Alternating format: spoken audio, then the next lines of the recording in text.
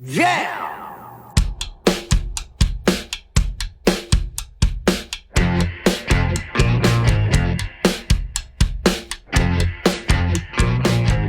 Hey, it's Josh Williams here, and welcome to the Woodman Podcast, episode number 86 for Wednesday, January 2nd, 2019. Happy New Year, onesies. How are you guys doing? Welcome to the show. I have a reasonable amount of stuff to talk to you guys about this week. I did shows at Absolute Comedy Kingston. I rang in the new year in Kingston, Ontario. I did some promos last week, spent some time hanging out, saw a particularly good movie.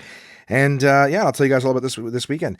There's so many things, guys, and I don't want to spend too much time on them because again, it's January 1st right now. You guys will be hearing this, of course, on January 2nd, but it's the end of the day. I've had a week, as I'm sure you know a lot of you have. I haven't had it any better or worse than anyone else. It's just been a lot going on.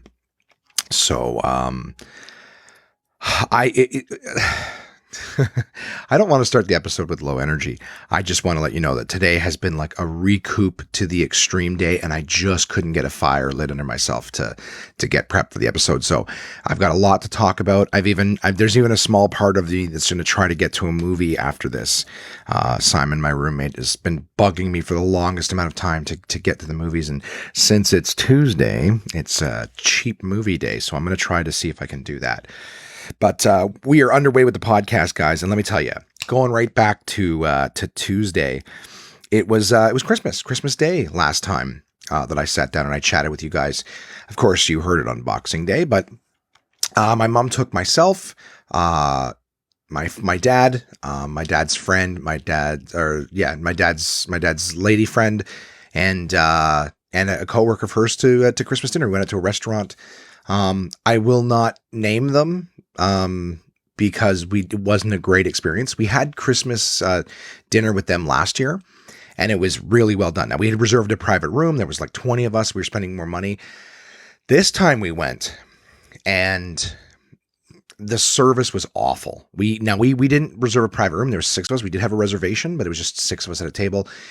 It started off bad. I'm not gonna be a real negative about it, but I'm going to share the experience because you know what, that's what it's like, right? You know, they say you're 10 times more likely to talk about a bad experience than a good one, which is why I do try to go out of my way to thank, businesses and things like that when I have a good experience. I've even sent emails of positivity saying, hey, like, just want you to know someone gave me outstanding service, because people will send emails for bad things, right? And they'll call a manager over for bad things, but they don't just say, hey, can I speak to the manager for a second? Hey, just want you to know that employee is fantastic. They did a great job. I'll be coming back specifically because of their, level of involvement or whatever it is. So, all I can say is we got there immediately. They had way too many people crammed into the same space. So we were like, I had to sit around a table. It's not just me, like I'm the big guy on the plane who needs 2 seats. No, like they had, everyone was in tight and couldn't fit, but it was so tight that I'm like, oh, so if I was a 14-year-old kid, I'd be able to squeeze my way in here. But since I'm an adult, there's no way. So I had to swing my chair around the end of the table, which was in the server. The server had absolutely zero customer service skills. So I guess I'm trying to figure out, what do I start with? So we sit down at the table, we're all cramped and we're like, well, this is way too tight. They clearly, we're not talking about the place is jammed either. They just started stuffing people in like a sardine can, expecting this rush that may or may not have ever come. You know what I mean? So if like you were sitting in a plane and a bunch of people got next and you're looking at like the front half of the plane is no seats, you're like, hey, can we maybe get some private seats then? But server comes, takes our drink order, delivers half of and we're talking like comes 15 minutes after we get there, takes our drink order. We get half the drinks. She comes back like 7-8 minutes later with the other half of the table's drinks. We didn't get our food order. This is one of those like Christmas menus where like they just hand you a sheet with like 4 different meal options and you pick what you're going to get off of it. So I think they had like, fish. There was a turkey one that just about everybody at the table got the turkey one. There was an option for like salmon or, bone-in ham or whatever. We all went with the white and dark meat turkey. She took our order like 40 minutes after we got there. And I don't even know how much longer after that it was before the food came. We were there a long time. Now we were having a good time. We were having a good conversation, everything like that. Then the food comes. Again, few people get served first. And then what ends up happening? So it's basically, it's like pre-shaved turkey. So instead of being like, here's a turkey leg and a piece of breast, it's like all pre-shaved. And honestly, like, you ever go to Costco or, the grocery store, and you buy one of those like rotisserie chickens, and then you take it home and you basically just pull all the meat apart. And every time you try to pull the breast, I mean, maybe some of you are fancy chefs and you're able to fucking pull it apart beautifully. But you're basically just going, all right, I'm just going to pick the meat off this bird. So you end up with just a pile of meat afterwards. That's what the meals looked like. It looked like they just grabbed a bunch and started tearing apart, dark meat and white meat, and here's a pile of meat. And it wasn't, it was strange because every plate was different sized portions. They had stuffing. Everyone's like, where's the stuffing? And it's like the stuffing was underneath the turkey. So it actually, like, the small amount of turkey that you got, you're like, oh, that's not very much turkey, especially for $25 a plate. And then it's like, oh, and underneath it is the stuffing. So part of this amount is the stuffing. They were serving everybody with like the vegetables on the side was like carrots. So the first 3 plates come and people have like four slices of carrots on their plate. It's not a lot, but it's like, all right, there's some carrot there. And then they show up and one person gets like all parsnip or turnip or whatever the hell you call it. And somebody's like, what's that? It's like, oh, that's the veg. It's like, well, why does this? But and then one other person got a plate and it was like 1 piece of parsnip and 2 pieces of carrot. So it's like there was no consistency. Like I get it if the vegetables are parsnip and carrots, cool. Make sure everyone has a piece of parsnip and a couple carrots. We can't serve one person all carrots, the other person all parsnip, one person a mix, just because they're just throwing whatever they can on the plate.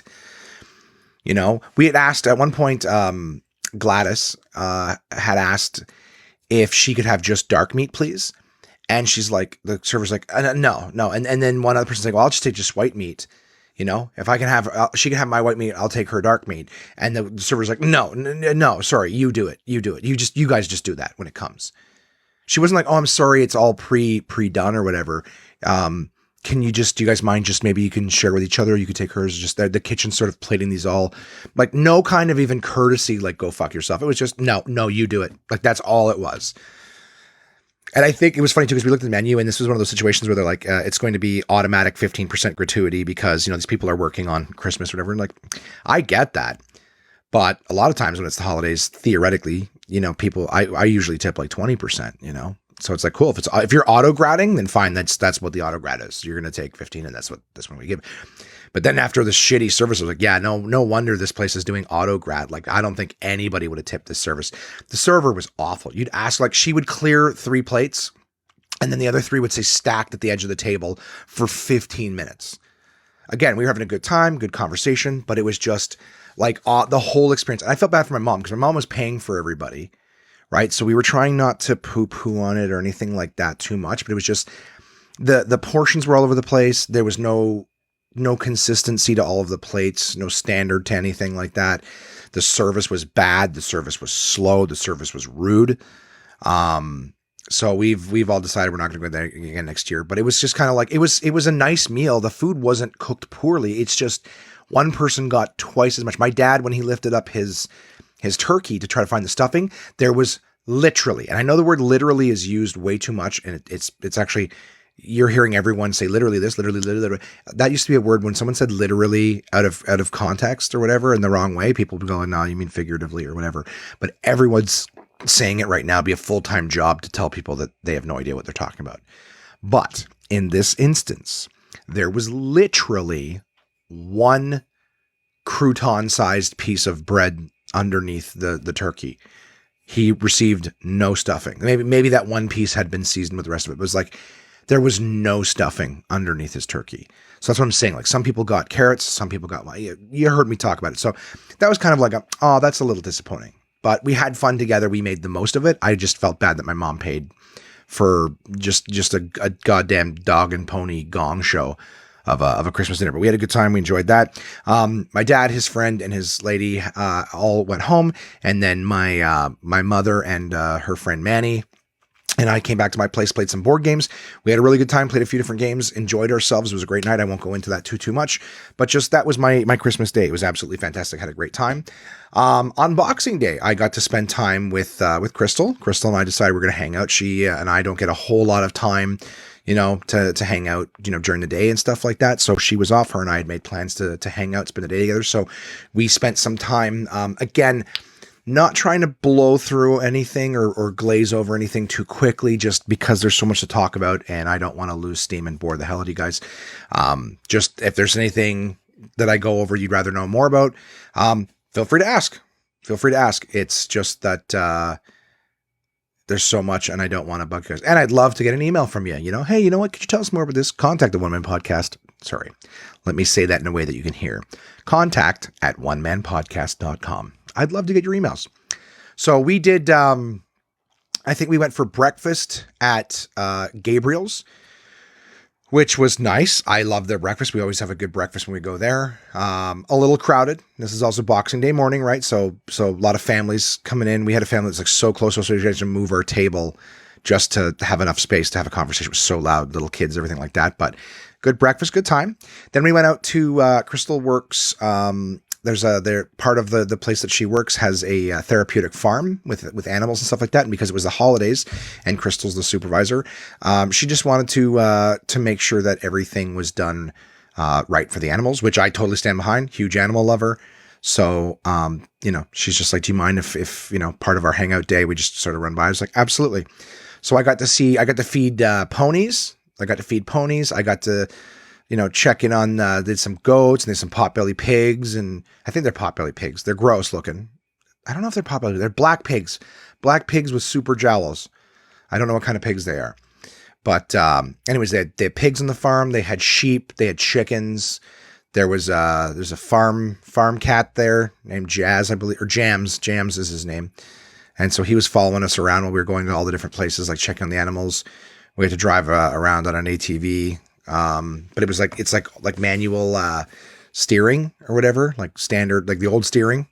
So it was, it was cold. It was really cold. And it was tough to do that. But so we had a fun day at the farm. We went and we checked out, drove into Orleans and went to check out, like Chapters was having a bunch of sales on board games. So I wanted to check those out. Some of the sales were good. Some of the sales were not. And of course, to be honest with you, the inventory had been totally picked clean. So it was kind of a futile trip, but, we picked up some food from a place called the Poutineery, which is very, very similar to Smoke's Poutineery, where they just put a bunch of wacky stuff on top of poutine. But we got like a nice chicken bacon ranch poutine. Oh, we got one. We brought it back to her place to share it. And then we hung out and we watched a movie called Mother. Crystal had already seen it and suggested strongly. I had seen it. I think you guys may know it. You may have seen it. It's Jennifer Lawrence, Javier Bardem, Michelle Pfeiffer, Ed Harris. And Kristen Wiig does like a cameo in it. But Mother is from Darren Aronofsky. He's the guy who did Requiem for a Dream and Pi. He also did Black Swan. Although Black Swan I didn't see. I actually didn't see Pi either. I started watching Black Swan one time, and I've seen Requiem for a Dream. Requiem for a Dream is a really messed up movie. And Mother is no different.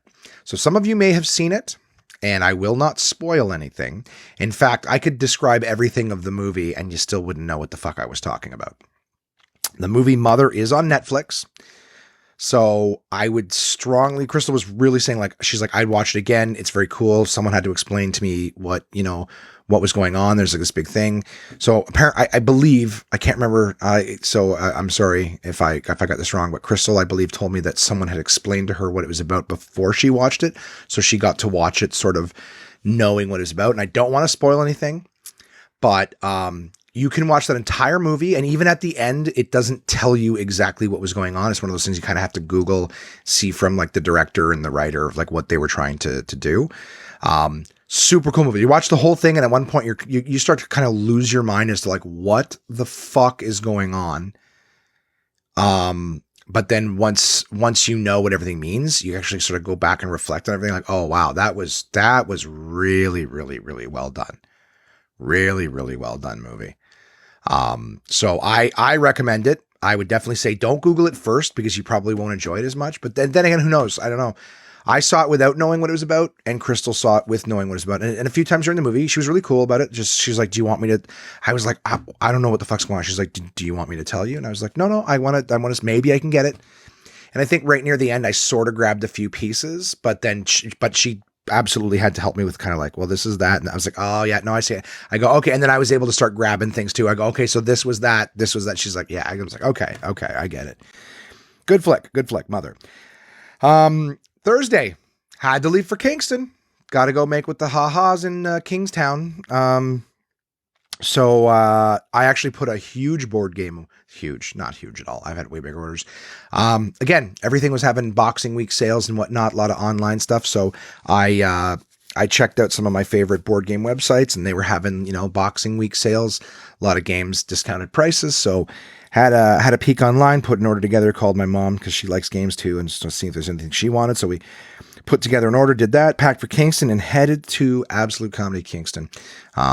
Drove there with another comic that I work with, Birdie, friend of mine. Uneventful drive, to be honest with you. Like, I mean, again, not to say anything, but in terms of an episode that may be long, not a lot to say on that. We drove there.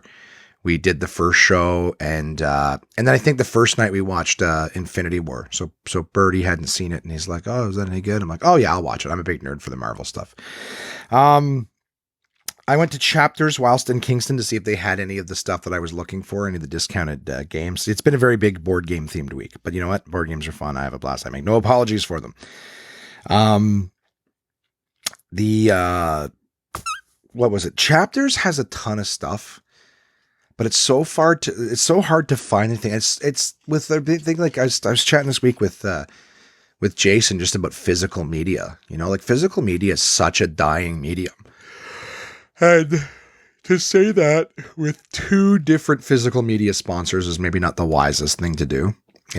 My partners at portablepress.com, and of course my beauties at dk.com. Now DK does it in a good way. All right. So does Uncle John's Portable Press. But I mean, again, that's just me just saying, hey, honorable mention to my sponsors. They're a little different, which is kind of maybe why I like them. But in terms of physical media, right? CDs, black and white text on books, you don't need to occupy your space with things. Even video games. I was saying to Jason, I'm like, dude, like I just download games now. Like, why do you need to buy a disc and store it? Right? So it's like, that's why you see things like, like HMV is a store here in Canada. I think it's completely gone under. I could be wrong, but I think it's gone completely under. Is like the CD stores and stuff. As they start to go under, you see them like where they're not like just CD stores anymore. They're like toys and t-shirts and like all the other shit, like just trying to keep the doors open and selling the other stuff that's going to, generate income. Same thing with Chapters. That's what's happening with Chapters now. Indigo, whatever. Is they're just filled with all sorts of others, books, impulse items, cups and toys and board games and all these physical things that you that aren't like books because that physical media shit, man. If you got a physical media store, that is on the way up, man. People have Kobos and shit. Carry a Kobo when you got 3,000 books in your hand, as opposed to, and that thing doesn't take up all that shelf space. It's it's an interesting time for that. And we're watching the changeover, right? Like Jason just got rid of a bunch of CDs, like a whole wall unit of CDs, because I just convinced him the other day to get Google Play Music for himself. He's got Android and he's got a Google Home. So, I was like, yeah, man, get Google Play Music. I don't know why you're keeping CDs. You want to listen to something. You can literally yell, and it works properly. You can literally yell at your Google Home to play a song and it will find it and just play it for you. There's no need to store it. It would take you 10 times the amount of time to go through your CDs, find it, put it out, put it in the machine, wait for start playing. Just yell, hey, okay, Google, play Ace of Base. That was one of the CDs he was going through. Anyways, so yeah, I went to the Chapters in Kingston, dicked around, just did work at the condo. We were all sitting at the table just doing stuff. Birdie was booking a vacation. Ward was working on his some stuff for his special, some transcribing for special. And I was just doing promo podcast notes and kind of detoxing a little bit from all the running around of Christmas, to be totally honest. The shows went well in terms of the Thursday, Friday, and Saturday night shows. They all went great. Drove home Saturday night because I picked up two gigs in Ottawa. So I was doing the flow water promotion at the LCBOs again in preparation for New Year's Eve. So most of the day on Sunday, I was doing that. I also took my mom for some errands Sunday morning. Sunday was packed. So drove home Saturday night, was home all day Sunday, but home all day as in Ottawa. I did errands first thing in the morning. I went and I did a full afternoon. I went for flow, and then I went to give the kids their Christmas presents. And Crystal and the kiddos and I played some board games. Had dinner together. That was a lot of fun. It was cool. Just that sort of last Christmassy day before the end of the season. So it was cool to exchange gifts with the kiddos. Play some games. We played. It was funny. I got Michaela Takanoko. So my board game people will know that game. But it was funny because I got it for her, and myself, Crystal, and Brody ended up being the ones who played it. She was upstairs watching YouTube videos on her phone or whatever. The kids grow up and they're less interested in spending time with adults. But Crystal and I played a game of Takedo. Was cool. So I got to show her two pretty cool games. She showed me some of the games that she had got. We played. I can't even remember what we played. We had a good evening. We got to play a bunch of fun stuff. She showed me a game called Anomia. I'm looking forward to trying that sometime. Anyways, it was a great time. I had a really, really fun week in terms of that. And then, of course, Monday, I did a flow water event again. And then I was preparing to fly to Kingston, as I told you guys. But unfortunately, and I was kind of, that's why in the back of my head, whenever something exciting is happening, people are always, why aren't you more excited? Because this kind of stuff happens a lot. So I only get excited for things when I know for sure they're going to happen. But unfortunately, my friend Max informed me the night before. So he was actually on vacation in Mexico until the day before we were supposed to fly. So just a little recap. We were supposed to drive to the Rockcliffe Airport. Max and I were going to fly to Kingston, do the show, get back in a plane, and fly home, which would have been fucking great. I because of the weather, not like just negative, but because of the weather. Anyways, Max and I were going to fly to the gig, do the show, fly home. But what ended up happening was, I guess, Max had said that there was a landing light that was missing for the plane that had burnt out, and they needed to get another one. And of course, it being New Year's Eve, they're like, we're probably not going to get one in time. He's like, I'm going to see if I can steal one off of another plane and use it. It's just like a GE bulb, but we need it. So I was like, I definitely want us to have it. But a landing light? Yeah, that sounds like it's part of one of the most important processes of flying. Let's do that. And then, of course, there was a freezing rain warning as well. And so I spoke to him, in the evening, and it was just like, yeah, it's not looking good. And I go, well, then let's not force it, we'll figure something up for another time. But unfortunately, what that did was it did add 4 hours to my evening, because now instead of, up and down in a plane, I now need to drive to Kingston. So I went home, showered, changed from my flow gig, and then drove to Kingston. And it started freezing rain halfway to Kingston. Now, luckily, it hadn't affected the roads just yet. I got to Kingston, no problem. But by that point, I was beat. I was absolutely beat. So the New Year's show, I was tired. Show went great, but I was tired. I was ready to go home. We had to stay till, the countdown at midnight. And Birdie wasn't sure if he was coming with me or not, so there was a bit of a back and forth. I didn't even get a chance to leave Kingston till I think 1:30 in the morning. Drove Birdie back to the condo to get his stuff, and then we drove home in the middle of the worst freezing rain. And that's why I was like, which would have been great, because it would have been great to be in the plane, but then part of me is thinking, well, would that freezing rain have affected the plane? Probably not as much in the air. If you're only up and down, 20, 30 minutes in the air, I'm pretty sure the freezing rain wouldn't affect it that bad. But hey, who knows? Maybe it would have been worse. All I know is we drove home relatively slow. There was cars, overturned in the ditch. Several of them overturned in the ditch on the way home, ambulance and stuff like that. The weather was awful. There was lots of times where I want to say I lost control, not like spinning and whatnot, but lost control. Like I'd go to turn the wheel and the car was like, no, we're going this way. That's where the momentum's taking us. There's no grip on these wheels. So, it was, lost control for, a couple seconds at a time. It got scary. There was a few times where I was like, oh shit. And luckily the wheels would bite right before we ended going off the side of the road. And I'm not, not Fast and the Furious level inches distance, but just one of those like, okay, we need to turn and we're not turning. Oh fuck. Oh, thank God. So that was that. I didn't get home until 3:30, 4 o'clock in the morning. So yeah, that's why today was particularly rough. I slept in, not as much as I would have liked to, but slept in. And then the last thing I did today was, my new vehicle is coming. My good friend Narong, hooked me up with, a gentleman tap on the nose. who was going to get me a set of WeatherTech Mats. I will totally shout out WeatherTech. I would love to have WeatherTech as a sponsor. I don't know why. Just, because most of my sponsors give me product. So, but I've already bought my WeatherTech. So I don't know why I need them. But you know what? I'm still going to give them a shout out. Listen, if you have a vehicle, also finishing off the last of the eggnog. If you have a vehicle and you don't have WeatherTech Mats, you are letting the best things in life pass you by. So here's the thing. A lot of people here in Canada, we have winter mats, all right? So you people in California that are listening, I know I have regular listeners in California, and I appreciate each and every one of you. You guys don't know anything about winter mats. Maybe you don't. Maybe you came from a place with snow. But a lot of people will just put mats on top of the floors of their car. Like a shitty little welcome mat in your house, which you all know. Someone like steps on, they walk right over the other edge. They step. It doesn't catch everything. They're still going to get it elsewhere. Well, I have Uber passengers, right? They don't give a fuck. They don't know me. They don't give a flying fuck about my vehicle. So, you could put basic winter mats in, which basically just catch let's say the first 30 to 40% of the shit on your shoes, but then it melts and the water runs over the side and it gets on your floors anyways. It's not really doing a lot.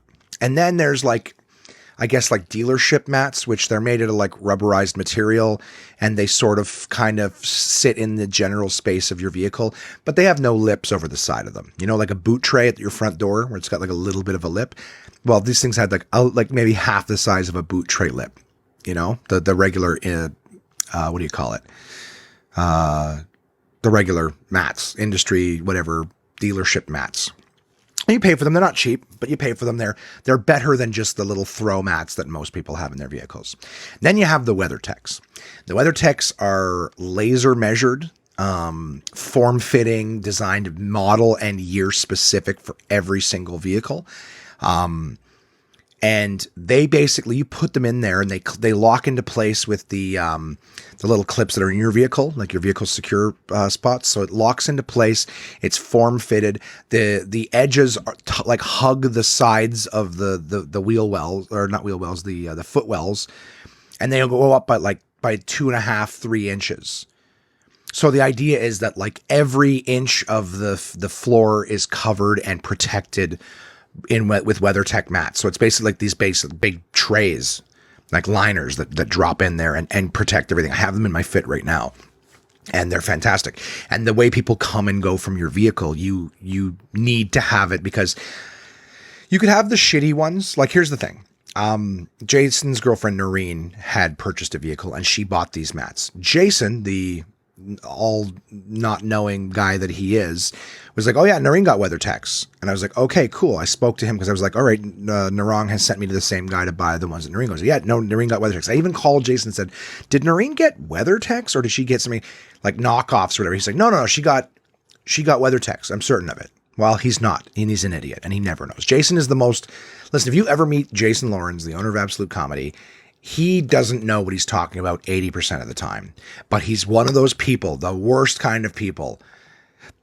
I'm not saying he's a bad guy, but in terms of those people that have no idea what they're talking about, they have researched nothing, they haven't inspected, but they have that moron, ignoramus confidence in what they're saying that they make you believe it, and then you get screwed.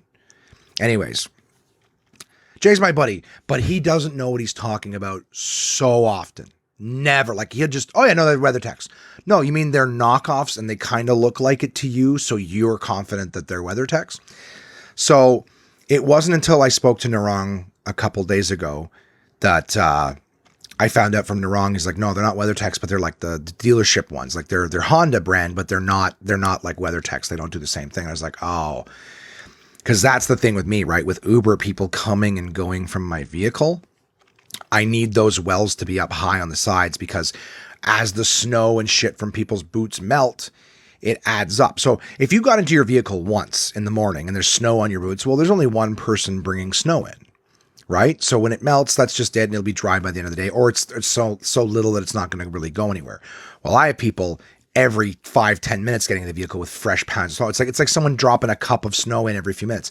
After a while, there's so much water in there, it's going to run over the edge, right? Like I said, like a basic boot tray. Well, these things have, with having the 2-3 inch high lips all around the whole thing, that water's not going anywhere. It's staying in there where it doesn't affect things. And it's a brand new vehicle, right? I'm trying to take good care of it. So love my WeatherTechs now. And I went out to meet this guy today because I was supposed to get these mats from him. Well, it wasn't until this morning that Noreen was here from New Year's with Jay, and I was like, okay, hey, can I take a look at the mats in your car? She's like, yeah. So I grabbed her keys and went out and looked at them and saw that these wouldn't cut the mustard, so to speak. Excuse me. So what I did was, I, as a formality, I was like, okay, well, if this is what those are, like the price tag that I got from this guy to cash, I was like, that's way too cheap for WeatherTechs. So anywho, I drove out there as a formality. I was convinced that they would be the same thing. And when I got there, they were the same ones. They're nice, way nicer than basic, floor mats, winter mats, but unfortunately just not what I was looking for. And when I had ordered them, I was told they were WeatherTechs. And then it wasn't until recently I found that they weren't. So I was like, okay, well I don't need those. I need the real deal. So I thanked him for his time. I apologized and said, sorry, I was told WeatherTechs. They're not. I'm not looking for knockoffs. I'm not looking for anything less. So I gave him $20 for his troubles and apologized for, having him order those and them not being the, what I needed. But that's the thing too. Like if you're Kijiji sort of back alley, I know a guy who can get you a deal. Just again, at the end of the day, just make sure you're selling people what they want. If you're like, oh, they're kind of like WeatherTechs, but not quite. Okay, well, that gives me a choice. But you tell me I'm getting WeatherTechs.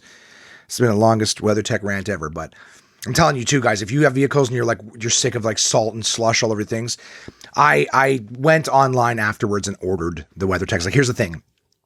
I'm not getting in my vehicle without them, with just all the salt and everything like that. So I had to order them today to make sure that they would. I still have no idea how long it's going to take. I ordered them ground shipment, but fuck, who knows how long that'll be. So I still don't know when I get my vehicle this month, but I want these mats to arrive prior to me taking the vehicle. So anyways, the WeatherTechs you can order just the front two. So driver, passenger side, or you can order front two with the rears, and the rear takes care of everything in the back too. And the WeatherTech will actually go up.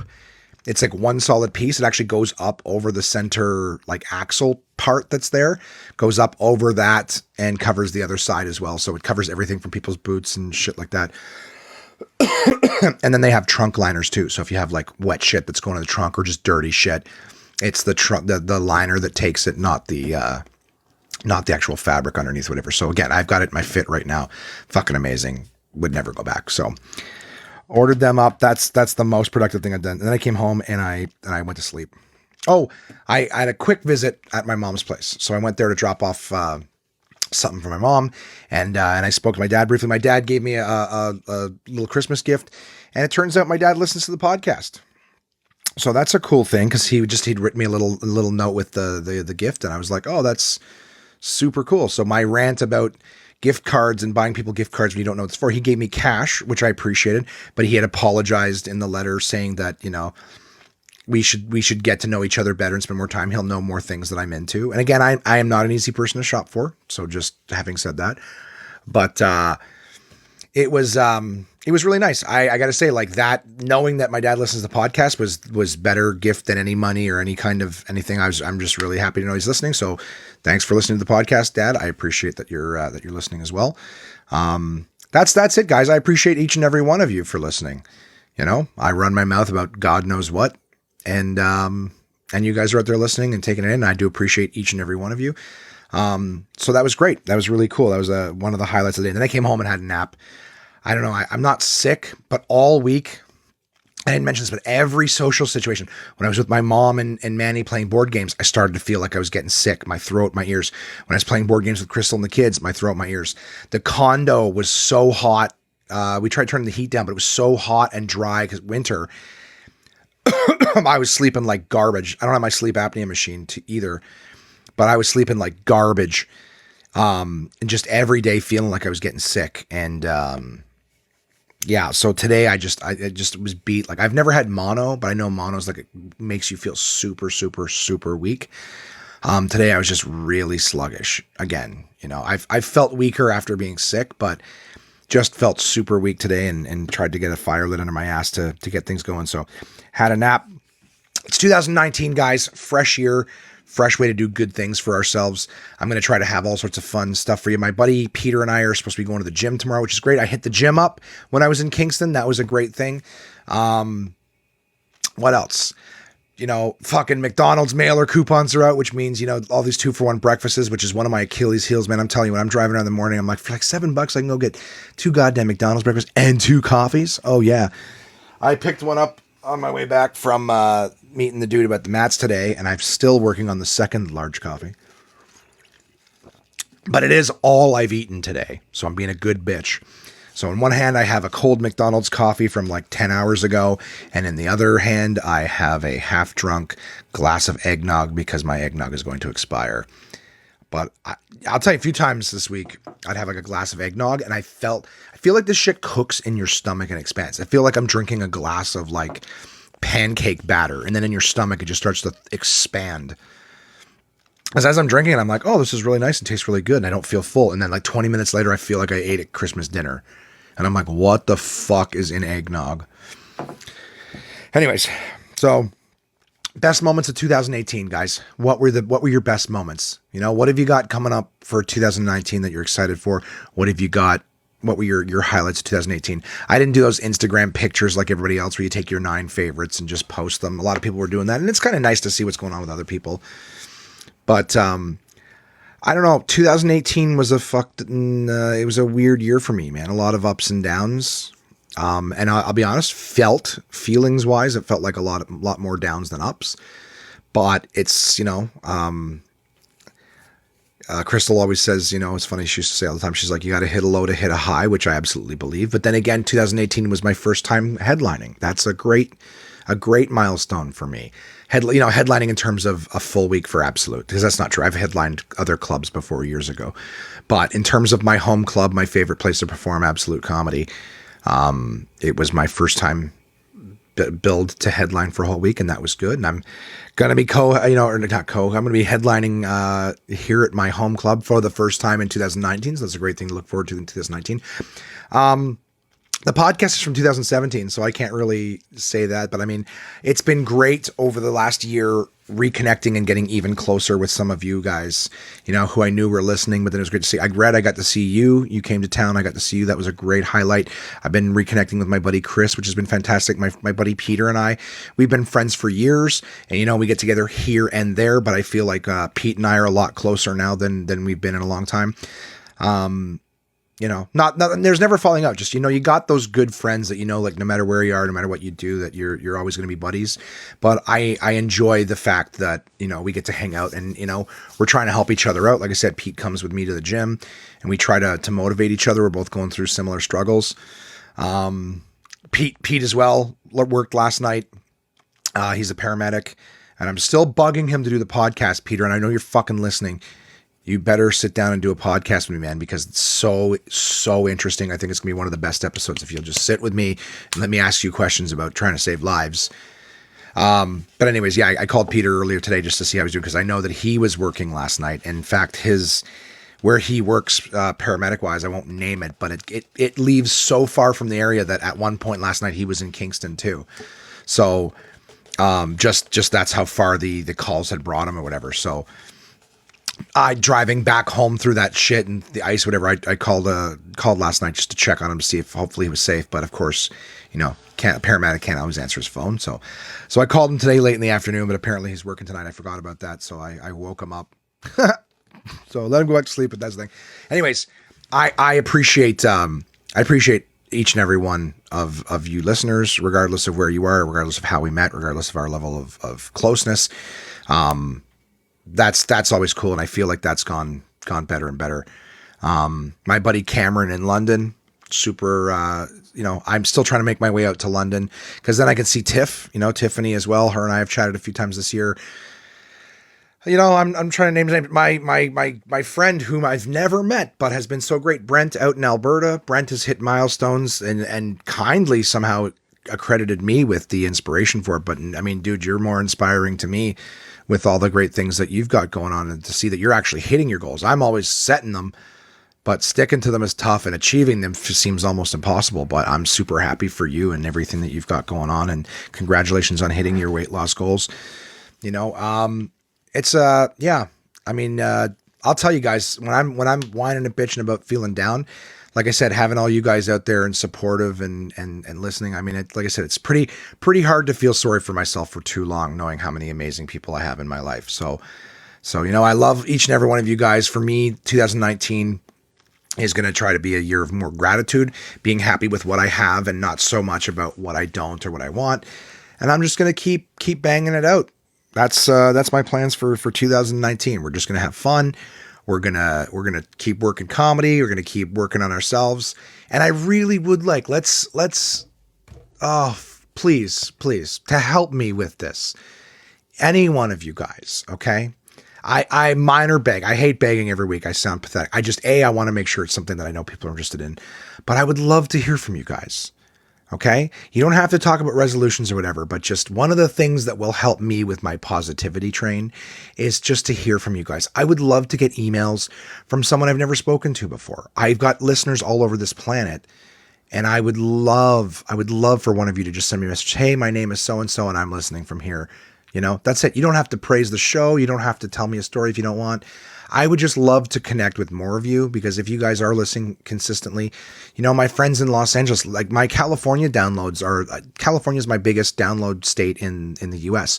So I assume it's some of the people that I've met there, or maybe that I haven't. I would love to hear from you guys. And again, I will offer this. If any of you don't want what you send me to be read in the podcast, like maybe some of you are hesitant because you want to reach out and say hello, but you just don't want me to, you know, I will respect no matter what you want. Anybody wants to send me something, you can just say, hey, please don't say my name, or please don't say my last name, or please just don't read this in the podcast. This is just to say hello. Any of that shit would be great, and I will totally respect it. So if somebody just wants to email contact@onemanpodcast.com just to say hello, would love that too. But the point is, regardless, each and every one of you being out there listening from time to time, whatever, I appreciate you. It helps with the positivity.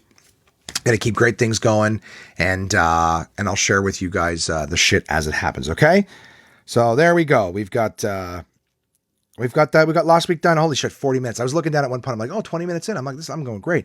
Nope, 40 minutes in. It is time to hit the sponsors, guys. Uncle John's Bathroom Reader. And this week I decided to choose Uncle John's Curiously Compelling Bathroom Reader. I was like, I can flip through so many books. Again, I was a little late, you know, getting through things this week. But I was like, I can flip through so many books, try to find like New Year's themed articles. But I saw this book, the colors caught my eye, and here's how I've tied it in this week. It's 2019, guys, and this is Uncle John's 19th edition of the Bathroom Reader. That was the tie-in that I did. Okay? Not my best work, but I still am excited. But here's the thing. That's just the edition that I chose. The article that I chose, I do find particularly fascinating, and I hope that you will too. The article I chose this week is a bit lengthy. It's, normally I pick a 1 or 2 pager. This one is a 3-pager. So a bit of time here, and I'm actually going to need to fucking light this better because I can't see everything on the page. There we go. Am I better now? I'm much better now. Okay. Usually I print them off too, but I've left it in the book, and this one's way in the end. This article is called The Greatest Canadian. Today, Canada has a free universal health care. The man who made it happen from former Saskatchewan Premier Tommy Douglas. Here's the story. And for the record, the greatest Canadian in quotes. There was actually a CBC contest years ago, called The Greatest Canadian, and a lot of people were in it. A lot of people were in it, not themselves trying to be like, I'm the greatest Canadian, but somebody, a personality of some kind or whatever, would advocate on behalf. So current Prime Minister Justin Trudeau was on there saying his father, Pierre Elliott Trudeau, was the greatest Canadian. I can't remember who else. There's lots of people on there, but George Stroumboulopoulos, who was just an Jesus Christ, what the hell is it called in Canada? Much Music. Was a Much Music, VJ, video jockey, whatever. And he was representing Tommy Douglas. So, George Stroumboulopoulos' portrayal, his arguments, his presentation, everything like that really got him big acclaim on Tommy Douglas. He won the Greatest Canadian, and since then George Stroumboulopoulos had the Strombo show, the Hour. So that particular contest that took him from just some like music monkey on Much Music to, oh shit, this guy's smart. He's informed. He's got something to say. He's very charismatic. It was great. It was absolutely fantastic. So to all my Canadian listeners, before I read this article, the greatest Canadian, it's not just, hey, this article about Tommy Douglas. This thing was one of the things that launched George Stroumboulopoulos' career. So here we go. Today, I'm going to read that first part again. Today, Canada has free universal health care. The man who made it happen, former Saskatchewan Premier Tommy Douglas. Here's his story. Oh, and what's their face? The Sutherlands or whatever. Apparently, I think they're related to this guy too. I could be wrong. Life and death. In 1910, when Tommy Douglas was 6 years old, he injured his leg and it never healed properly. 4 years later, he developed a life-threatening bone infection, and because his family couldn't afford a specialist to treat it, the doctors wanted to amputate the leg to stop the infection from spreading. Tommy's leg was saved only by chance. A teaching surgeon took an interest in the case and offered to operate on Tommy for free, provided that his students could watch the procedure and learn from it. Tommy never forgot the experience. A medical crisis could affect anyone. What would happen to the people who weren't as lucky as he had been? His situation wasn't at all unusual in the early 20th century. In most industrialized nations, there were few options if you were poor and happened to get sick. Hospitals would occasionally admit charity cases, but only rarely. For the most part, if you needed life-saving surgery and couldn't pay for it, you died. Human rights. After spending his teens at a variety of jobs, printer, whiskey distiller, actor, boxer, Douglas became a Baptist minister and in 1930 took a job as a preacher at Calvary Baptist Church in Weyburn, Saskatchewan. The rural blue-collar town was devastated by both a drought and the Great Depression. Even if families had the money for food, there was none left over for medicine. It reminded Douglas of his own near tragedy from childhood. I buried 2 young men in their 30s with young families who died because there was no doctor readily available and they hadn't the money to get proper care, he wrote. Douglas came to believe that medical care was a basic human right and should be available to everyone. In 1934, Douglas realized that he could do no more for the poor in politics than he could at a small town church, and joined the. What the fuck? Hold on, let me reread that. Sorry, again, I've got big shadows cast on this, and I'm tilting my head weirdly with the microphone. Sorry. I mean, I'm making excuses, but you know what the truth is? I just can't read. All right, someone is whispering at my ear. No, I'm kidding. In 1934, Douglas realized that he could do more for the poor in politics than he could at a small-town church, and joined the Cooperative Commonwealth Federation. So there you go, a big difference between he couldn't and could. Like Douglas, they advocated, turn the page, healthcare access. The party also agitated for social reforms to end the Depression, including workers' compensation and unemployment insurance. Douglas ran on the CCF ticket for the Saskatchewan legislature in 1934 and lost. But in 1935, he won a seat at the national legislature, the House of Commons. Wins and losses. Douglas served in the House for 9 years, but never got the support he needed to institute health care on the national level. The CCF wasn't well regarded in mainstream Canadian politics. Their idea of tax-supported government-run medicine was too reminiscent of the complete state control of the Soviet Union. But Douglas was no communist and had no interest in totalitarian government. He just wanted universal health care. Frustrated with the lack of progress at the national level, Douglas resigned from the House in 1944, returned to Saskatchewan, and tried to get his healthcare plan going on the provincial level. The voters were with him. In the 1944 election, the CCF won 47 of the 52 seats in the Saskatchewan legislature. And since Douglas was the head of the Saskatchewan CCF, the election landslide made him the premier governor at age 39. It's so funny, too, because I know what a premier is, but because it's an American book, it has to put governor in brackets at age 39. So won the election by landslide, made him the premier governor at age 39. Now he'd have a chance to prove to the rest of Canada that his social welfare programs, especially universal health care, could succeed. Prescription for success. Douglas's entire plan for governing was built around the idea of universal health care, or Medicare. That's probably also for the U.S. 70% of the 1944 budget was allocated to health, welfare, and education. That year, Douglas's government passed 72 social and economic reform laws, most of them directly or indirectly related to healthcare. Some bullet points. Douglas ordered the University of Saskatchewan to expand to include a medical school to create and train more doctors. Utilities, lumber, fisheries, and other corporations became state-run, generating substantial revenue to pay for healthcare. Douglas and his cabinet took a 28% pay cut. Retirees were immediately given free medical, hospital, and dental coverage. Treatment of cancer, tuberculosis, mental illness, and venereal diseases were made free to everyone in Saskatchewan. By 1947, Saskatchewan had one of the strongest economics in Canada. There you go. Healthcare's not bad. You Tory fucks. Sorry. After just 3 years as premier, Douglas made the province financially stable enough to introduce universal hospitalization for all residents of Saskatchewan for an annual fee of $5. Free hospitalization and surgery were in place, but drugs and doctor visits were not. There just wasn't enough money. Still, the rest of Canada was beginning to see how well Douglas's program was working and warmed to the idea. When new Prime Minister John Diefenbaker, a conservative, was elected in 1958, he offered matching federal funds to any province that started a free hospitalization program. The following year, Saskatchewan had a budget surplus, and in 1959, after 15 years of work, Douglas was finally able to introduce complete universal health care to the province. Just the beginning. Seeing how well Saskatchewan did with health care, legislation began in 1961 to expand it to all of Canada, and by 1966, it was in place, paid for by the provincial and federal governments, each contributing 50%. His goal reached, Douglas returned to national politics in the early 1960s. He led the New Democratic Party, known as the NDP, a new version of the CCF, and held seats in the House of Commons off and on before retiring from politics in 1979. In 1988, he was elected to the Canadian Medical Hall of Fame. He's one of the few non-doctors honored, but without Douglas's efforts, the Canadian medical and social landscape would be far different today.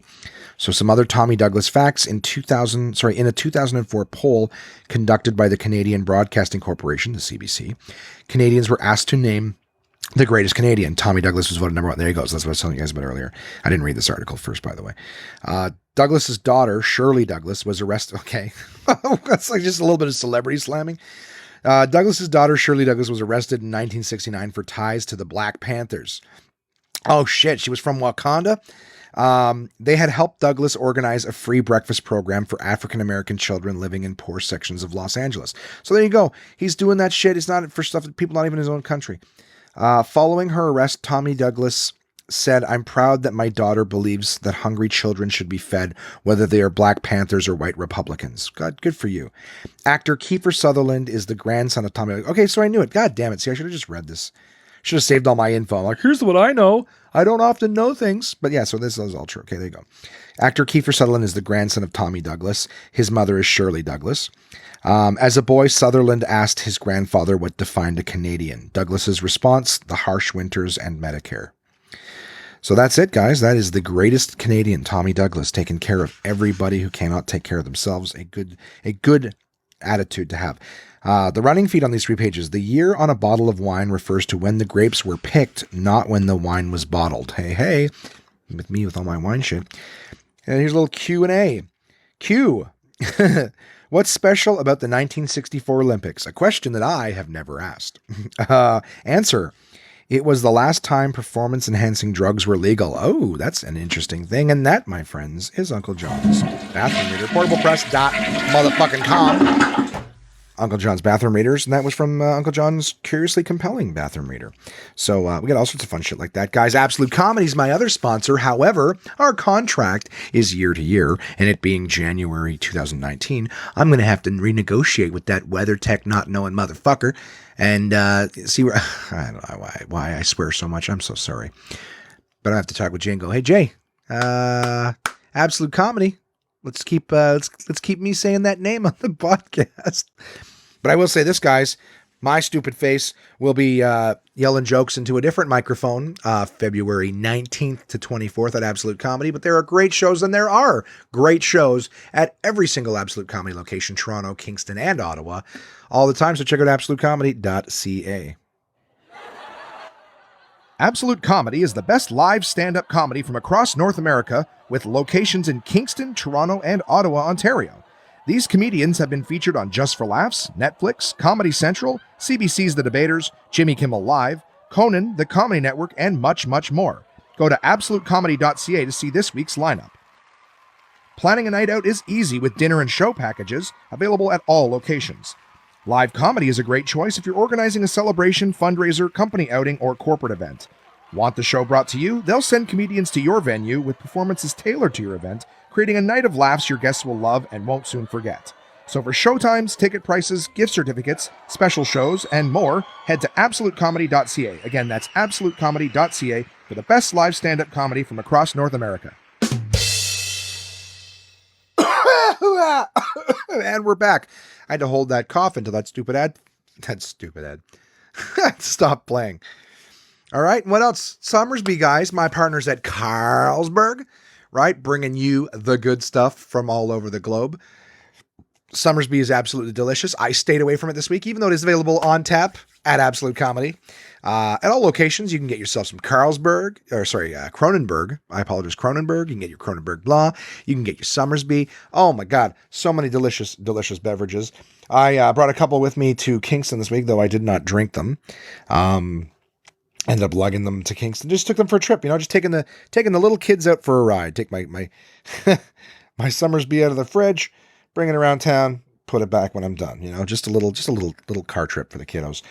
But yeah, I did drink Kronenberg while I was at the club though, because it's really good. Apparently it is the number one beer.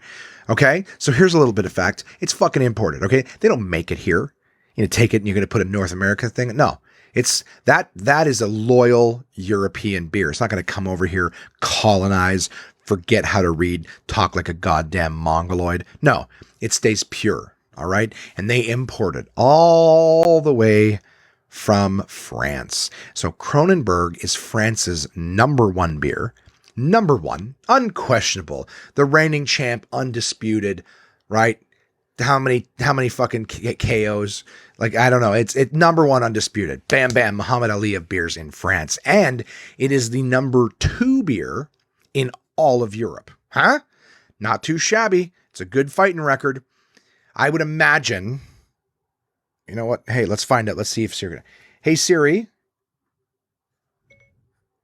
What's the number one beer in Europe? I found something on the web about what's the number one beer in Europe. Check it out. Telling me to do it. So this is from 2016. The top one that came up is from 2016. Oh, let's do 2017. Shit. Border hopping. Notice this website is a third-party tool. Get the fuck out of here. So this looks like it's from 2016.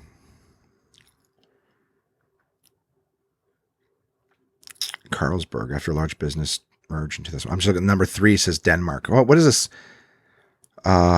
With a focus on traditional European dishes, influence, blah, blah, blah, blah, blah. Walk into a bar in America and order a beer without specifying a brand, and you can easily guess which of the 3 brewskis you might be handed. Yeah, Budweiser, Coors. But what happens if you do that on your next trip abroad? If you're drinking a beer in these countries, here are a few...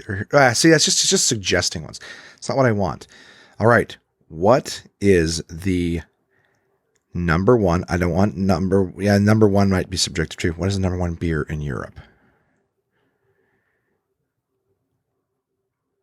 My guess is Heineken.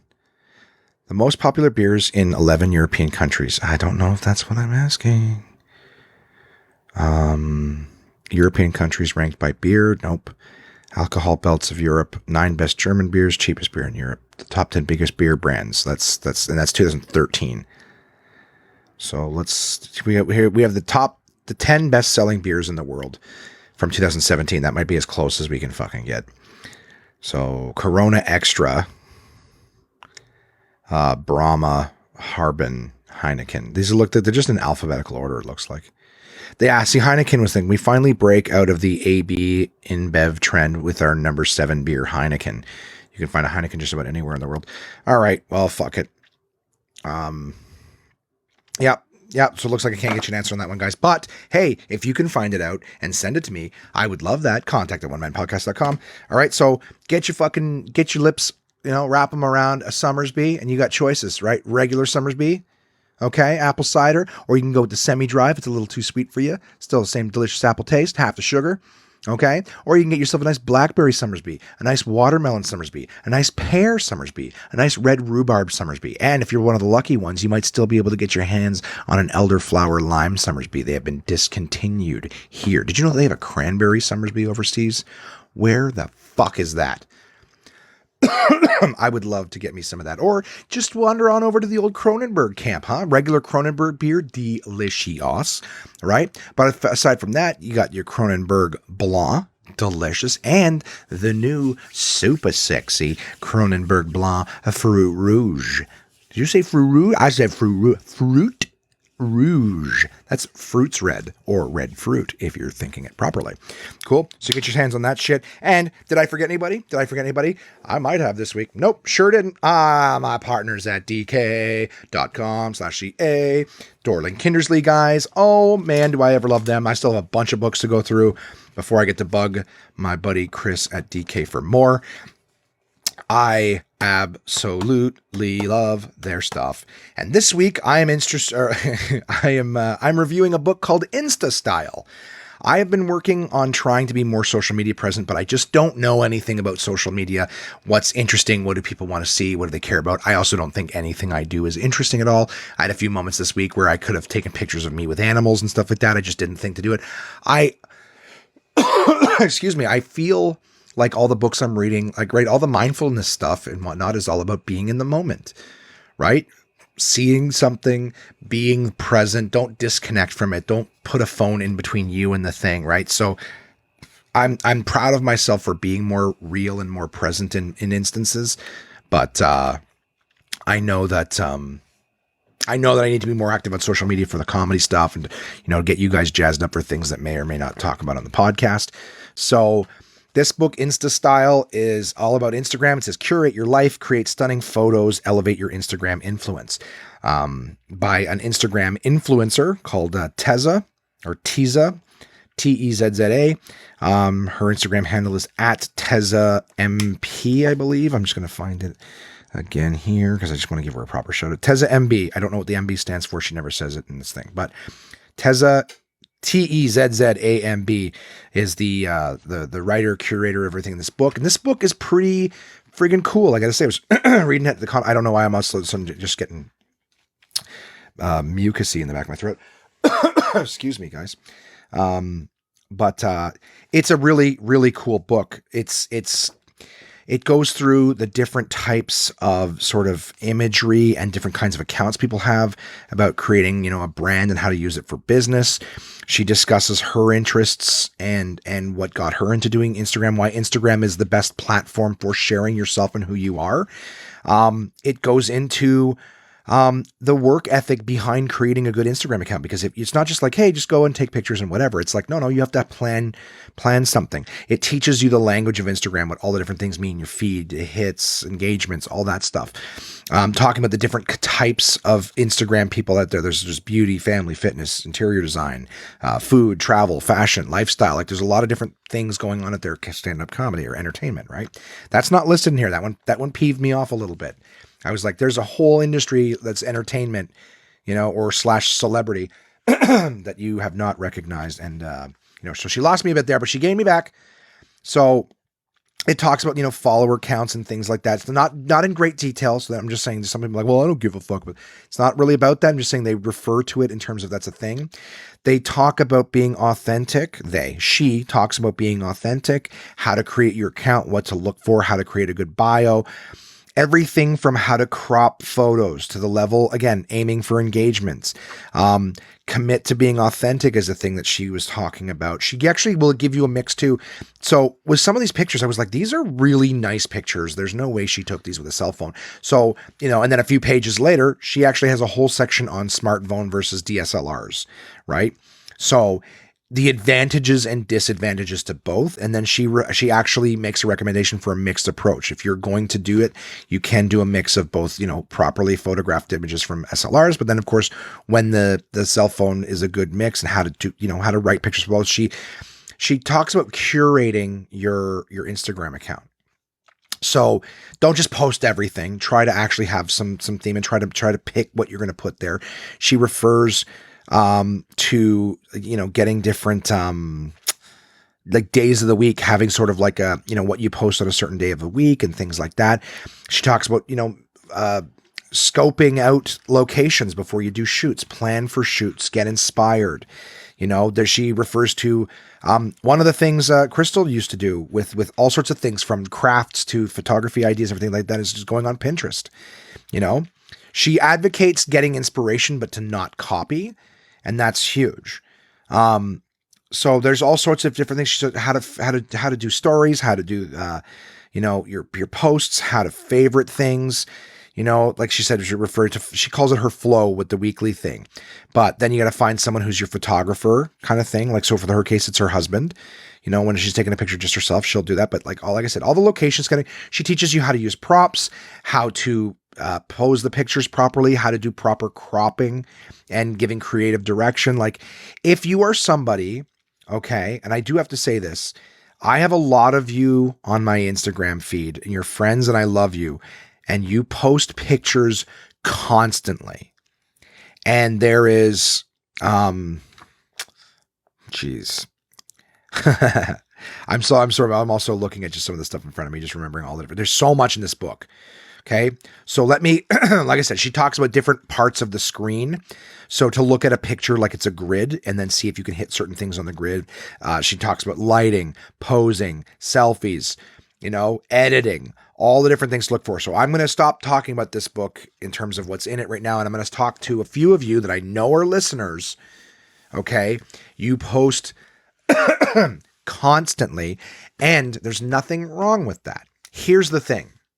Some of you take 57 pictures of your kid at one event, and then you put like 9 of them together. The kid has barely moved in the different pictures. And it's you just post all of them. Oh, I took 9 kids. Look at this. I'll post all of them. And then I'll scroll down. I'll see 1 or 2 more people's posts. And then it's another post of the same kid at the same place because it's the same hallway that you're taking the pictures in.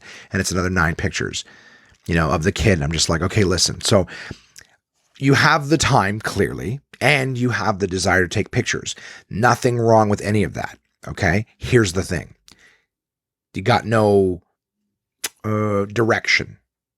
Let's say, and I say this with love, there's zero judgment, maybe a little bit of judgment in terms of the thinking that you have no direction. But here's the thing. If you're just snapping a bunch of pictures and you're just throwing them on Instagram, if you have the time to do that, why not pick up this book and learn how to pose, how to pose something properly, learn how to curate the best images from that, 50 photo shoot that you just took, pick the best one, learn how to crop the image properly to bring it, learn how to play with some filters.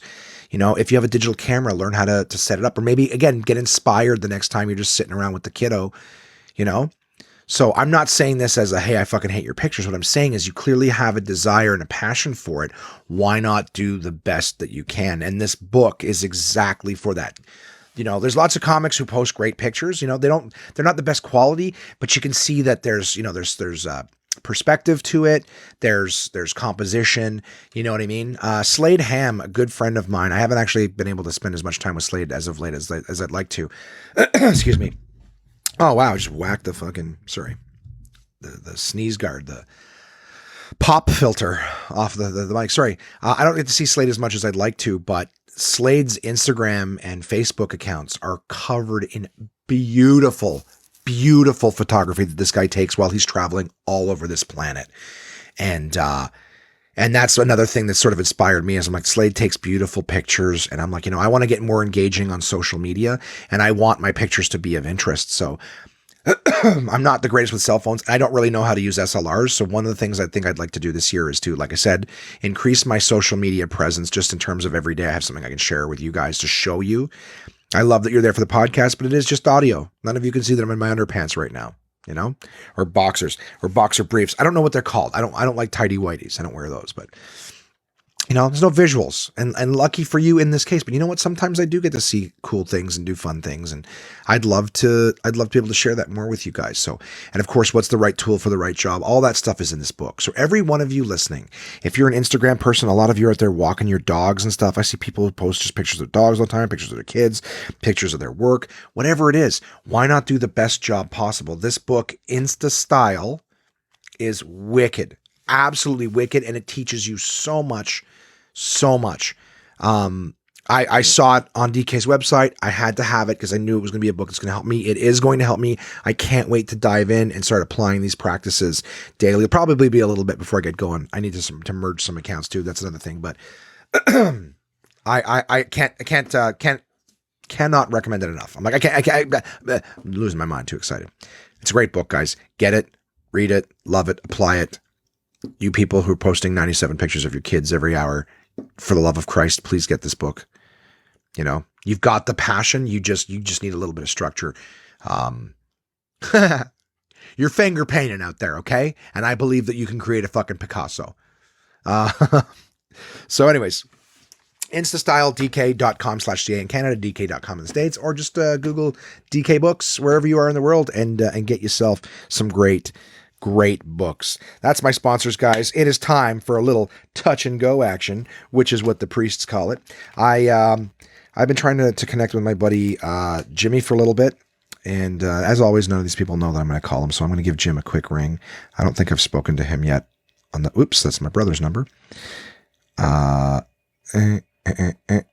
almost called my brother. He's at my mom's house right now playing board games with her, so I know what my brother's up to, and I'm going to try old Jim Ballooney. See how he's doing. Maybe he'll be free for a couple of minutes. We'll see. Failing that, I might try Mika and see how he's doing. My best buddies over the holiday season.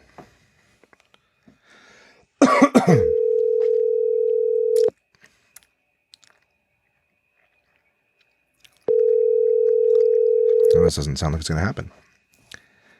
Aw, disappointing. Well, your call has been forwarded. Yeah, that's not fun. All right, well, let's try Mika and see what he's up to. See if old Mika Reno is doing well. I gotta find his number in my phone because I don't know it by heart. Do you guys have that? Where you just tap the person's name, you don't really know what their phone number is? Saved in there, and that's it. And then when you scroll through your recents, he might be getting ready for bed. But I do like this segment of Touch and Go. You never know if you're going to get somebody or not. It's like these are my two best friends in the entire world. You know, January 1st, I know everyone's off. So you never know if you're going to get someone. Hi there, you've reached Mika. Oh, now you've reached Mika. Did I really reach you?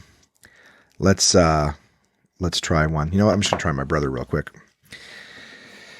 You know, we just can't. I'll do a quick one with him. I know he's playing games with my mom. My brother also sucks at answering the phone too. Like you never know if he's going to answer or not. So I'm going to go with he's not going to answer. I write down 3 names for Touch and Go guys every week just to see if I'm going to get a hold of someone or not. And, or maybe 2019 is the year that I hit rock bottom and nobody wants to talk to me anymore. Here we go. Another voicemail. Hi, you reached Aaron. That's it. Should I go for a 4th? I'm going to try one last person. One last person here, Touch and Go. Because I feel like I dropped you. So my 2 best friends and my brother will not talk to me. Where the fuck? I don't think I've talked to her on the podcast yet. So nope, that's not it. And there we go. Let's see if Tiff answers the phone. We've not had Tiff on the podcast yet. I don't think so. Let's see if we can get Tiffany here.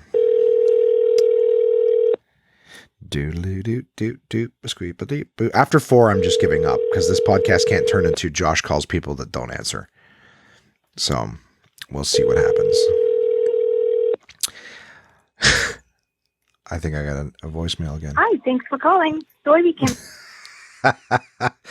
Well, there you go, guys. No, that's the Touch and Go this week. I feel like I'm being chased by a serial killer, and I'm that scene where the guy or the girl's banging doors, please someone let me in, and no one's answering. You know? Oh, someone's calling me back. There you go. Tiff's calling. All right, there we go. Hi, Tiff. Thanks for calling back. I was calling you with a Touch and Go segment of the One Man Podcast, so you are being recorded right now. How are you? I'm good. How are you? Not too shabby. Thanks for calling back. I was just saying how I felt. You were the 4th person I called and the 4th voicemail that I got. So I'm like, well, I guess it's just one of those weeks where nobody wants to talk to me. Yeah, I think you called me last week too, but I missed your call. Yeah, it's Okay. busy. I try to connect with people when I have a few minutes of downtime. So if I miss them, they'll often call me back when I'm at my busiest. Not their fault, just the nature of communication sometimes. But and now Mika's calling me back too. See, yeah, now I'm just gonna get the cascades of calls. So either way, too bad. You call me back first. You snooze, you lose, Meeks. This is exactly just so he knows when he's listening to the podcast that this is the moment, Mika, that you're calling me back, and this is what's happening during it. I might text him afterwards. So, how was your holiday season? It was pretty good. We went down to the in-laws, and that's always sort of a lot of people. So we just I kind of hide out. Oh yeah, just too many people for my liking, but it was it wasn't too bad. And then we got home, and I got a shipment of a whole bunch of new lights from Amazon, so that was awesome. Of new lights, like for the house, like smart lights. No, like it's these like fake metal. Well, no metal.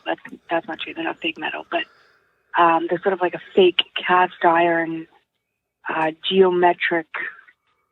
Oh, okay. So like actual light fixtures. I'm thinking bulbs for some reason. I was thinking bulbs. You got all these new light bulbs. Well, because everybody I talk to is always like, well, not everybody I talk to, but a lot of people I'm talking to are doing the whole home automation thing. So everybody's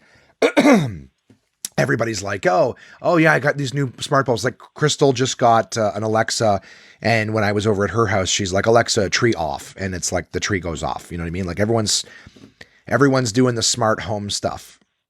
So I assume for some reason that's what you're doing. I just find the whole Alexa thing creepy. Like I just feel like it's like an invasion of privacy.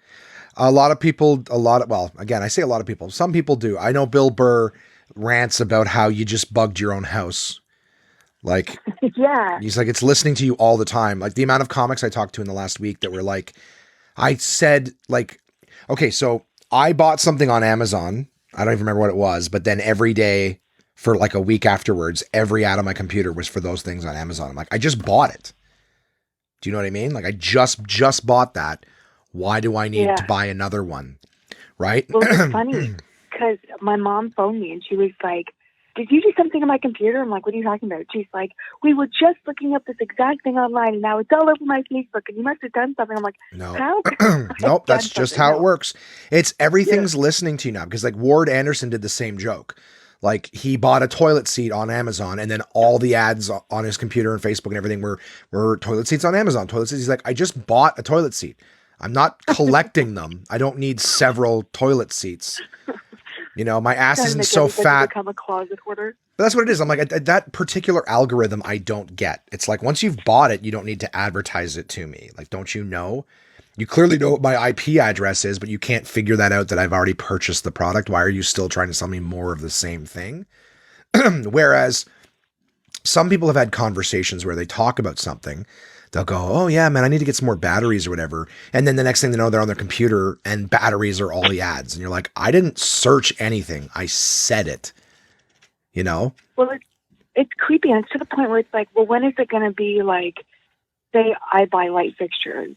Mm-hmm. When are they going to like broadcast the fact that I bought light fixtures and because you're my friend, you should buy these light fixtures? You know what I mean? Like, yeah, how invasive is it going to be? Well, and I think that's what it is. I think it's already at the point where it's invasive enough that it's listening to you, you know, and it's already advertising to you. But like, that's what it is. It's like, it could be collecting whatever.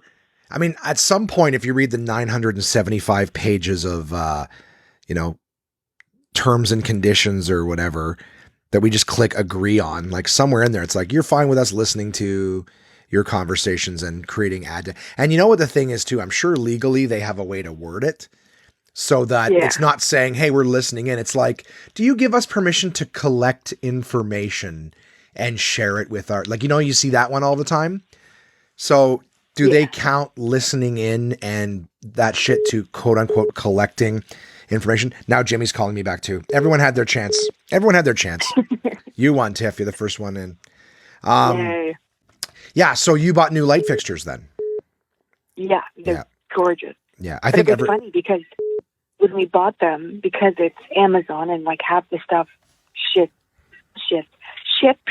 internationally, right? And then Amazon like shipped to Amazon. Amazon ships it, right? So have the like the little metal piece that goes into the light part that holds on the structure.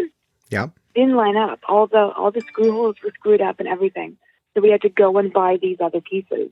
I see. And like, which had to fit. And was like, don't fucking buy this shit. I'm like, just put them up, whatever. Like, just get it done. That's but hilarious. I sort of phoned them, and I was like, these don't line up, and we had to go buy these extra things. So they're like, okay, well, here's half your money back. I'm like, no. But I'm pretty good at getting half my money back half the time on Amazon. So yeah, no, you got to take those companies and so like there's something called drop shipping, which I don't really understand. I mean, I think I kind of understand, but I don't really understand fully.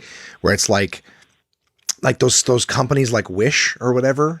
Yeah, I've never ordered off them, but those ones, like I guess drop shipping is like you have a company, but what happens is someone buys something off your website and then you buy it from the other company and you ship it to the person who bought it. So you don't actually own any inventory or a warehouse or anything. People are buying from you and then you buy something on their behalf, which is why they're like, you may or may not get it. Like I think Wish is a drop shipment company. They have all this shit listed and then, you buy it and send it. Like, have you ever noticed on Instagram or whatever, like one of the things that I want to get this year is, have you seen that posture strap or whatever? It looks like a bra that you put over your back and it's supposed to like correct your posture. Yeah. So I like the idea of that because I slouch and I know that I would be doing better, not only at the gym, but just day to day and comfort and pains if I had better posture.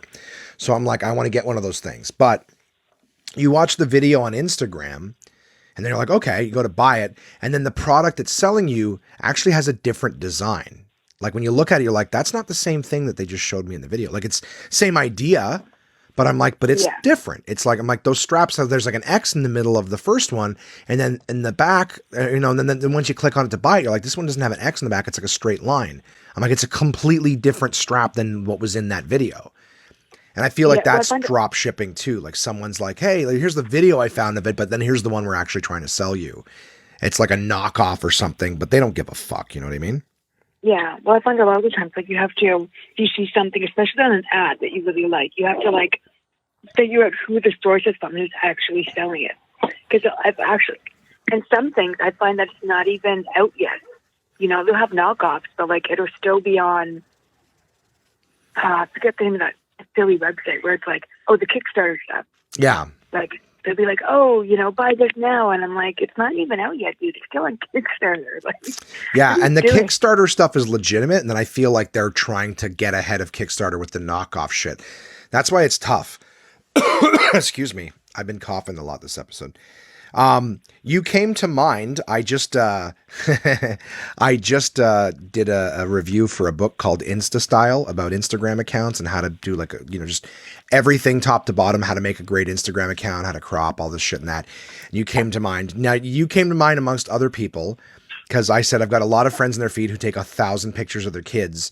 And there's like no direction to some of the photos. It's like, here's 9 pictures of my kid. And you're like, this is the same picture. And he's slightly turning his head in each one. Like, there's nothing to it. I'm like, I'm not that bad. Oh, you are that bad. But here's the compliment that I'll pay you.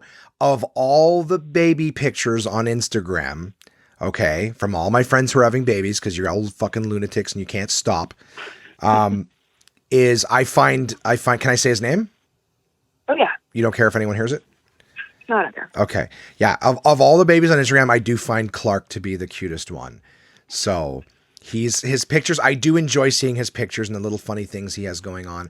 However, you are a goddamn lunatic and you take way too many pictures. I want to see I want to see only the top 5 of the day. So this is the part you got in my head because last time you were like, oh, there's like one of Clark, like one of Ava and then like 6 of Clark. And I felt like really guilty. And I'm like, am I really being like that much of an asshole? Like, there's no way. Well, you're not being an asshole, but babies are more fun than the kids. You're like, oh, you're not new anymore. Like everyone not likes even the that. new car better than the old one, right? So it's like, No, hey, no, you still it's because you are with that new car 24/7, right? right. Where Ava, you're only with like after 3, and like she does homework, has a bath. Well, and your fucking like- memory's full on your phone by the time she gets home with all the goddamn Clark pictures. It's like, why do you think I have an 8 gig phone? Right? No, but I was just gonna say this book, Insta Style. It's I just gave it a big long review, but I really, really do believe that you could benefit from it because, like I said, your pictures are good. I like the stuff, but there's a lot of really cool tips on like how to crop photos, how to add filters, how to set them up. A lot of things to do to like find inspiration for just simple around the house shoots and stuff. So I thought that you could enjoy it because, like I said, I do enjoy seeing your pictures. I just want to see just the best ones. What a piece of shit I am to come in here and criticize your Instagram. But like I said, there's a lot of people who take nice pictures and I just don't give a shit about their Instagram feeds. But like I said, of all the babies that I see, and trust me, I have other friends just like you, nonstop baby pictures. There's nothing differentiating one photo from the next. You know what I mean? Like it's just a picture of a kid. His head's tilted one way, his head's tilted the other way. It's looking kind of up. It's got a hand raised and like it's nothing different, you know? So Yeah. So I'm just kind of like, I don't know why we need to see all of those. My mom will do that. She'll take like 15 pictures of the dog sitting next to her on the couch, and then she'll send me all of them. And he looks almost the same in every one of them. The only thing that's different is her hand is either higher or lower holding the phone. You see, the only person I do that to is my mom because I've noticed like with Instagram and Facebook, and like everybody might know this, but I didn't know this for the longest time, is that if you in any way alter the original picture, if you're like, my parents will want to blow it up and put it into a frame. Who does that anymore? God only knows. But if you want to put it in the frame, you can't blow it up if it's been altered at all. So I always like send my mom a whole bunch of like unedited pictures with like slight tweaks because she's freaking picky, and I'll be like, decide what you want and print them off because I'm going to edit the crap out of them, right? Right. Well, yeah, that's what I would say. In this book too, they refer to the difference between shooting with your cell phone and getting an SLR. So maybe you need an SLR so that you can take pictures of Clark and use, put them on the computer, email your mom the high res ones, but then you can still crop them for your Instagram. Either way, I'm not trying to tell you what to do. I'm just saying I do appreciate the pictures of Clark. I just think you could. I was saying how I got friends who are basically out there just finger painting, and I believe you guys have the potential of making a nice Picasso, but you're just out there finger painting like crazy. Oh, well, thank you. Yeah, no, I just, like I said, he's a very good subject for your pictures. So he's very cute. He's very photogenic. But, you know what it is though? It's because he looks like Boss Baby. Does he? Yeah, I watched the video of him getting all excited for Boss Baby. But he does. He's like, it's his favorite show. Yeah. I think he thinks it's him. I'm just like, Clark, what did you just? He's so excited. Alrighty. Go ahead. I've never met, like, he's not 1 yet. He'll be 1 on the 6th. Oh, yeah? But I've never met a kid, like, at his age who's so independent and has such an anger issue. Like, he'll try to put on, like, his own shirt already. Okay. And then he'll sit there and he'll get mad because he can't figure out which one's the armhole, and he can't open the shirt up or open it up because he doesn't have the dexterity to put it over his head. That's hilarious. But if you try to help him, he like loses his shit, and it's like fists of rage and like screaming. And I'm like, I love it. Like you can't really get upset with him because it's like he can't talk and he's just feeling the way he's feeling, right? Right. But I'm like, oh my God, like if I don't play this right, he can become a little ass real quick. You know? That's hilarious. Well, I like the pictures. Show more of those videos then. I'd love to see the videos of him losing his shirt trying to put on losing his shit trying to put on his shirt. That'd be hilarious. And get Insta Style. You're gonna love it. It's a really, really, really good book. Very, again, as cool. I always, DK super visual, right? So there's all these image like examples. It teaches you how to crop everything, these sight lines in the actual image and how to line shit. It's really cool. It's really cool. I think you'll like it a lot. Tell Rich to go get it for you. That's awesome because I'm crop retarded. I just don't know how to do it. Well, it's cool. It shows you how to sort of like look at an image and they go, make sure you crop either above or below this part, above or below that part. And it shows you the differences, like what it looks like cropped different ways. So, and she just talks about, being, anyways, whatever. I appreciate your time and chatting with you. I hope you're doing well. You too. I hope you had like a great Christmas and New Year's and all that kind of stuff. And I'm sure I'll hear all about it on the podcast. So I'm not going to Yeah. a whole bunch of questions and answers. Well, and I'll reach out to you too. Like I try to I'm gonna have to call Jimmy and Mika back off when the podcast is over just to tell them why I'm not responding to them right now. They're like, both of them have called me back and said like, you rang, you called, what's up? And I'm ignoring them, right? I can't text and talk. But I will chat with you soon, my friend. Happy New Year. I'll reach out. Feel free to send me an email. Let me know what your 2019 goals were or your highlights of 2018 or whatever you want. It's been the same for the last 7 years, Josh. Come on. Fair enough. Well, I don't know what they are. I could be wrong. But anyways, I hope you have a wonderful 2019 and I'll chat with you again soon. Okay, pal? All right. Thanks, Josh. All right. Hey, thank you. Talk soon, Tiff. Bye. Bye. Another touch and go, Another touch and go. And you know what's funny? Like I said, my brother's garbage at this. Both Mika and Jimmy have tried to return my phone calls and text me. My brother has done neither. Just because he's garbage at the phone. He doesn't look at his phone. So, yeah, there we go, guys. This week coming up, what do I got? Well, I'm going to try to see if I can make it to go see Spider-Man Enter the Spider-Verse. Simon has been ranting and raving about that, saying how great of a movie that is. So I'm trying to make a 10 o'clock show with him this evening. We'll see if that gets to happen. Tomorrow I'm doing the gym with my buddy Peter. You know, we're going to find out when that happens. He's working late. He won't get up till late in the afternoon. And I know late in the afternoon, I don't feel like going to the gym. So hopefully that'll happen. But I'm going to try to get back to Ubering this week. I got all my stupid bullshit Uber paperwork stuff figured out. Got some LCBO promos coming up this weekend, and that's it. The rest of the week is very, very quiet. So I'm going to try to make money, write comedy, do some spots, all that fun shit. Looking forward to it. Guys, if you want to tell me what's going on with you, send me an email to, for like the fifth time in this episode, contact@onemanpodcast.com. I would love to hear from you. Thank you to my sponsors, portablepress.com, absolutecomedy.ca, summersbndk.com/ca. Really appreciate all my sponsors, guys. Check us out on Facebook, Twitter, Instagram, and YouTube, One Man Podcast. You will find me. I've been uploading old episodes to YouTube. Another thing I did while I was in Kingston, because I had a bunch of like copyright bullshit or whatever. I can tell you more about that sometime if you're interested. But I have to, because of the music in the episodes, and not the new music, because I'm nowhere near. I'm still like, I think I just uploaded like episode number 41.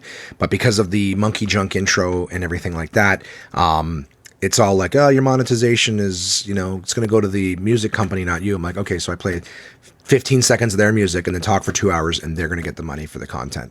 Bullshit. I'll share it, but I'm not just giving away. So I stopped uploading for a long time because of that. And then they finally approved one of my copyright claims. So I still have to submit one for every goddamn episode. But, whatever, something I'm working on. You will still find shit on YouTube there. Facebook, Twitter, and Instagram, well, those are going to get good at some point. But check them out. You'll see little extra things that I post on there that I don't have in the podcast. And of course, subscribe, guys. iTunes, Spotify, Google Play Music. One Man Podcast is available on all of them. It is free if you're listening to this on Facebook, Twitter, or some other medium. Just subscribe. It's a really big deal. It means a lot to me. And, give it 5 stars and leave a review. Take 2 minutes. You only have to do it once every. You don't have to do it for every episode. Just go on there and, hey, 5 stars, and just a little tiny review. Hey, hi, Josh. That's it. Hi, Josh. You're the best. Or you're top 100. I don't care. Just something that gets the podcast a little bit more attention. I appreciate that. And I appreciate every single one of you guys. It's 2019. For me, it is the 1st of January, day 1. The day feels great.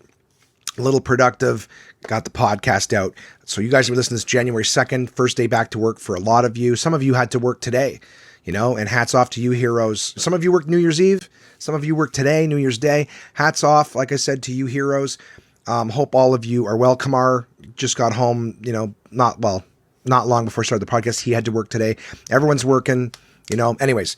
You guys are the best. Keep doing what you do. I look forward to hearing from you. To all my friends all over the world that I have not met yet, I wish you guys the absolute best 2019, unless you're in China, in which case you're like in the 5,000s or something. I have no idea what year it is for you guys. And New Year's was like, the middle of the summer or something. I don't know when Chinese New Year is. Hey Siri, when is Chinese New Year? Chinese New Year is on Tuesday, February 5th, 2019. All right, well, it's not that far off. I'm still plugged into my phone too, so she answered right in here instead of audibly.